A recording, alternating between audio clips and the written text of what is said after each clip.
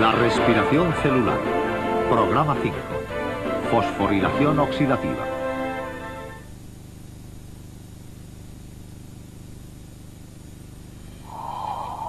A pesar de tanto esfuerzo, la fase 1 de la respiración celular, es decir, la glucólisis, genera solo 2 moléculas de ATP.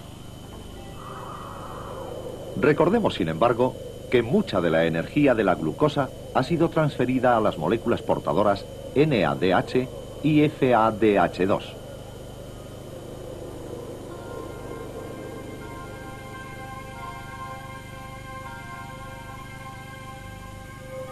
En la fase final, llamada fosforilación oxidativa, es donde los portadores de energía descargan sobre numerosas moléculas de ATP.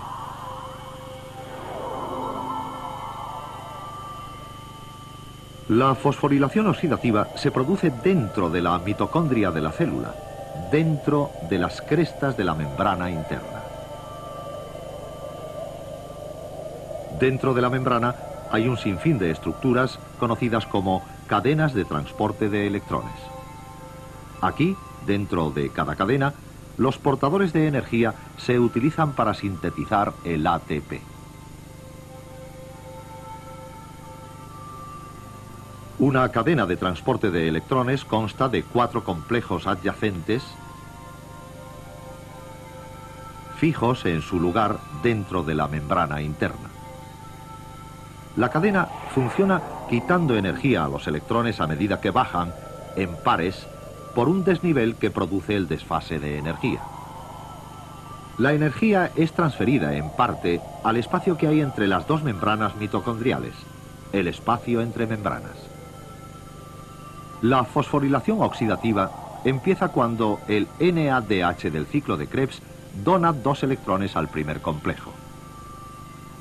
A medida que los electrones pasan al complejo siguiente, los protones pasan desde la matriz al espacio que hay entre las membranas. Los electrones pasan entonces al complejo siguiente y toman posición en el lado de la membrana que da a la matriz. Al pasar al complejo siguiente, un segundo par de protones serán recogidos en la matriz.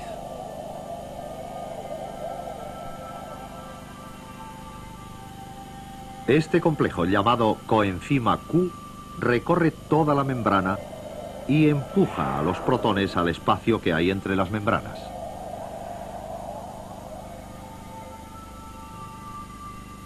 Los electrones se trasladan entonces al complejo final y vuelven al lado de la membrana que da a la matriz.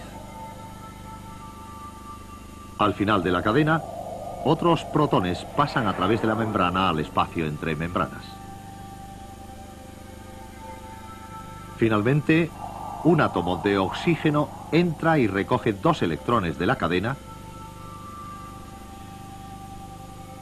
y 2 protones de la matriz para producir agua.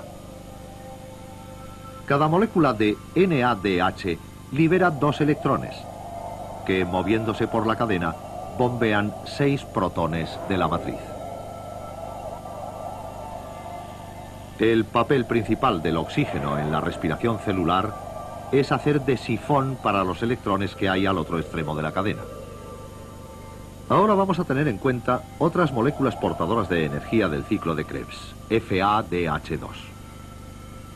FADH2 entra en la cadena de transporte de electrones en la coenzima Q. 2 electrones son transportados por la cadena y así pasan al espacio entre membranas 4 protones.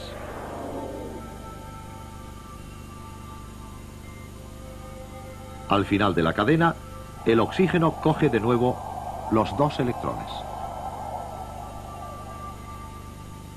Hasta ahora, la energía de NADH y FADH2 ha sido utilizada para bombear protones desde la matriz hasta el espacio entre membranas. Como resultado, la concentración de protones es mayor en el espacio entre membranas que en la matriz.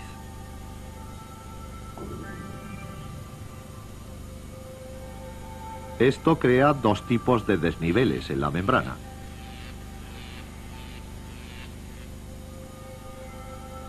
un desnivel de concentración de protones y un desnivel electrostático.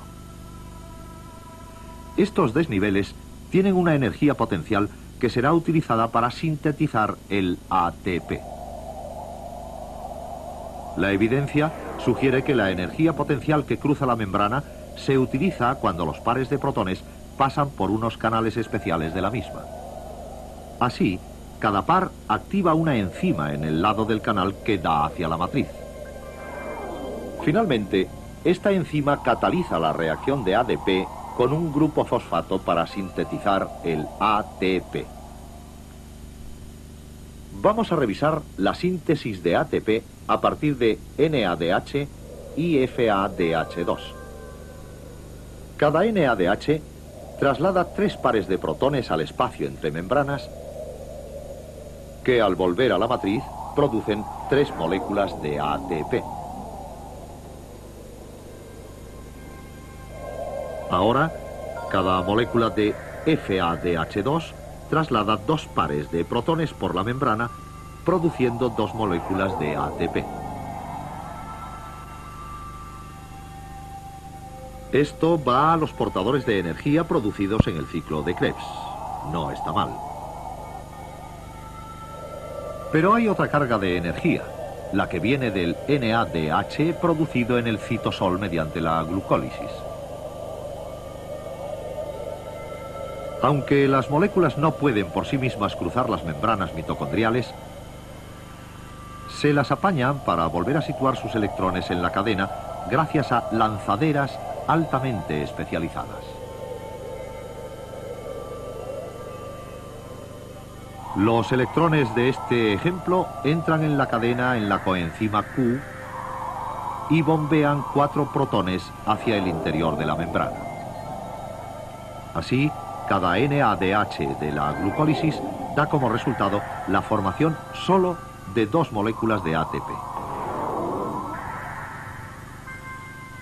Ahora vamos a juntarlo todo para obtener una imagen de la producción total de ATP a partir de una sola molécula de glucosa.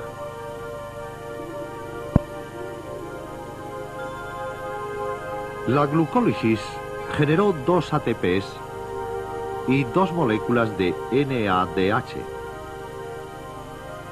las cuales, al llegar a la cadena de electrones, produjeron 4 moléculas más de ATP.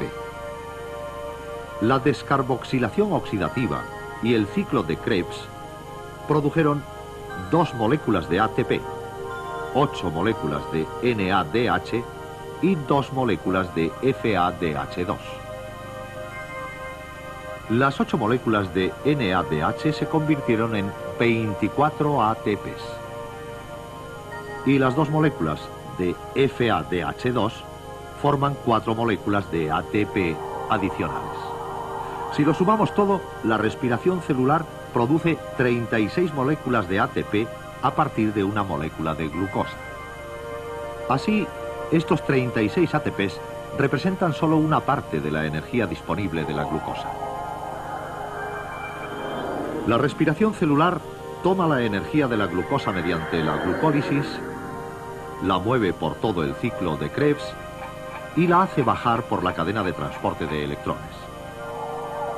Aunque la respiración celular parece diversa, como veremos, la diversidad de un organismo es una virtud en los periodos de estrés.